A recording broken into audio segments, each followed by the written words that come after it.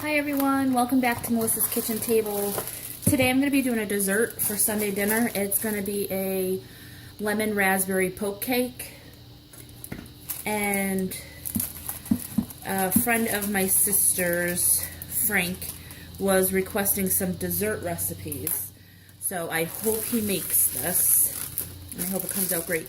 And there's a ton of different ways to make poke cakes. You could do chocolate, strawberry, blueberry. There's just a ton of ways to make this. And today I'm actually cheating and I'm just going to use a box cake mix, and you're going to follow the directions right on the back. So if you get a different kind or make a homemade one, you might need a few ingredients that are a little different. So mine calls for 1 cup of water, and it calls for a half a cup of oil. And let's see, I'm just going to use regular canola oil. I don't buy vegetable oil, but you can use vegetable oil if you like. So just a half a cup. That was a 1 cup measure. I did only put it halfway in there.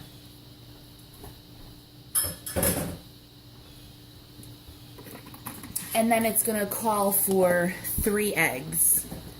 And I'm just using large eggs here. Oh, there's a glare.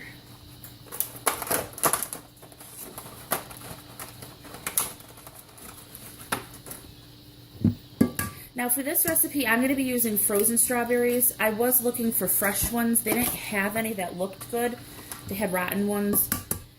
So I opted for the frozen ones, which is fine. It'll taste just as well. Or just as good. So that's the 3rd egg. And if you're buying a cake mix, you can buy lemon flavored cake mix. I personally don't like it. It tastes artificial, but if you like it, that's fine. You could go ahead and get that. So what I did is I just bought 2 lemons, and I'm going to go ahead and zest with a microplane. I'm going to go ahead and zest both lemons. Now when you're zesting, you don't want to get the white part. That's called the pith. You don't want that in there. That's bitter. You just want the yellow part. And you do want to make sure you use the zest, because that has the oils, and that's what gives you a very strong lemon flavor, but not a bitter flavor. It makes it taste lemony. And I thoroughly washed these lemons. I use vinegar, and then I use a scrub brush.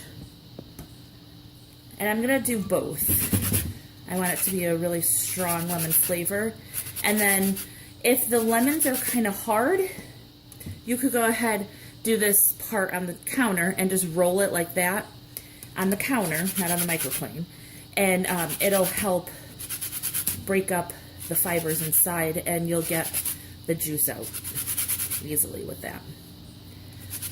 Alright, so I have both of them. Now make sure you get everything off the back.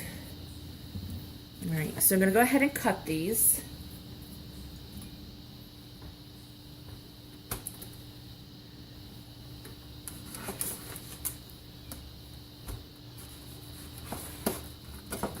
Okay. And then I'm just going to squeeze it over a small strainer. So, oops, geez, that went everywhere. So the seeds don't go everywhere, but the juice does. So we'll just try to be a little bit less messy.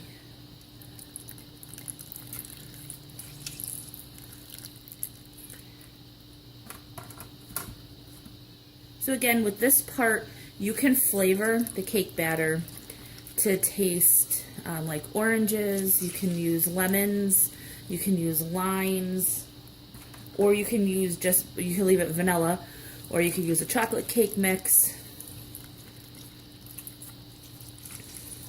All right.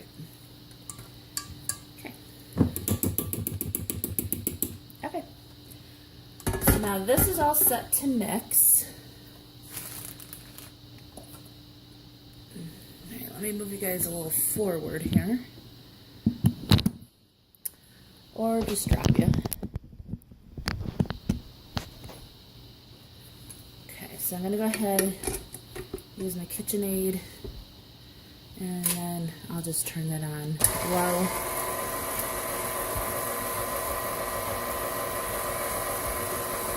Alright, so I'm going to turn it up a little so it's going to get noisy. I'll be right back.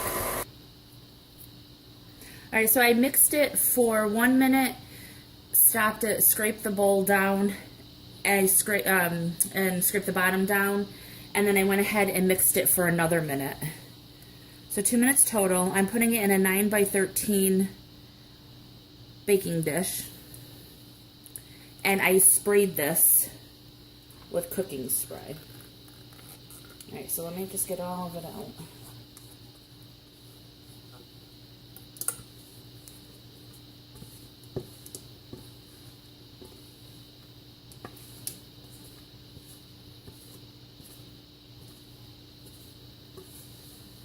So again, I'm going to follow the package directions, and it says to preheat, and I've been preheating the oven to 350, and then this should bake about 28 to 30 minutes. So I'm going to go ahead, put this in the oven, and when it's done, I'm going to take it out, and you want to let it cool off for a little bit, and then we'll be back. Alright, so once the cake comes out of the oven, you're going to pull it out, and I'm using a large fork. This is like a serving fork. It says to use the back of a wooden spoon. I don't have any wooden spoons, and this is a lot bigger than what a wooden spoon handle would be. But by all means, if you have the wooden spoon, go ahead and use that. I'm just going to go ahead and use the large fork and poke the cake all the way around. And you want to make sure you're doing this while it's still hot.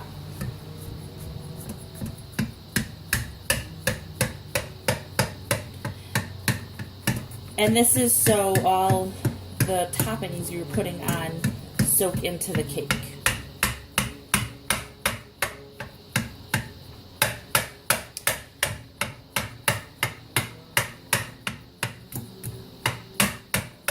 Alright.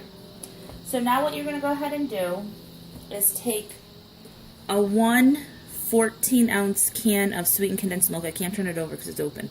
And you're going to pour this all over the entire cake.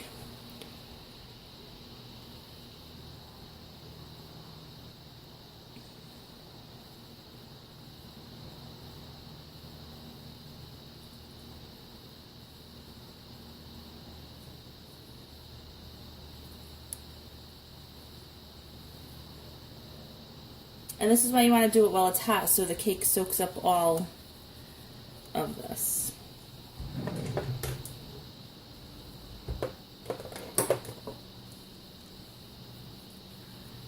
Alright. Alright, so you want to make sure you get all of that out.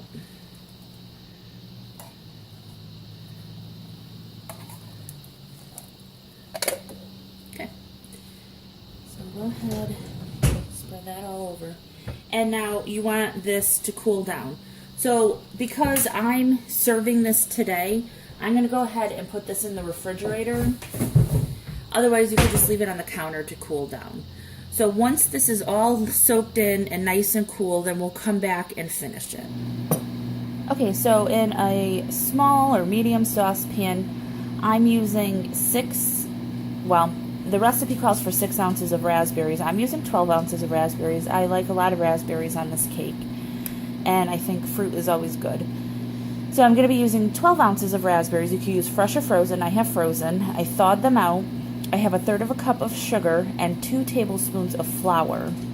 I'm going to put this on medium-high heat, and we're going to cook this down until it is thickened. And I will show you what that looks like shortly. Okay, so here's the raspberries once they're nice and thickened. If you want, you could strain this so there's no seeds. I like them, so I just leave mine. And then here's the cake. Once all that sweetened condensed milk soaks in and it's nice and cool, this is what it's going to look like. Alright, so we're going to go ahead and pour the raspberry all over now.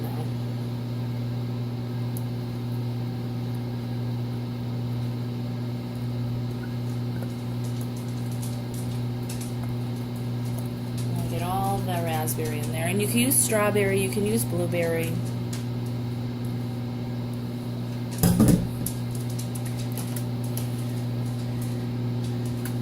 And that will soak down in the cake as well. And again, if you want to follow the correct recipe, you're only going to use half of that or 1 container of raspberries. I like a lot of raspberries on it. So now I'm going to go ahead and put this back in the refrigerator for, I don't know, at least 10 minutes, as long as it's cooled down. You want it to be nice and cool, because we're going to go ahead and put, you could either use whipped cream, Cool Whip, or some type of whipped topping on top of it. So I'm using a container of True Whip. You can use the coconut one too if you want it to be dairy free. And I let it thaw out so it's not frozen. And I just take the whole container right on top. And you could also use fresh whipped cream too if you'd like. And then just spread that out. Oops, sorry guys, that was the microwave.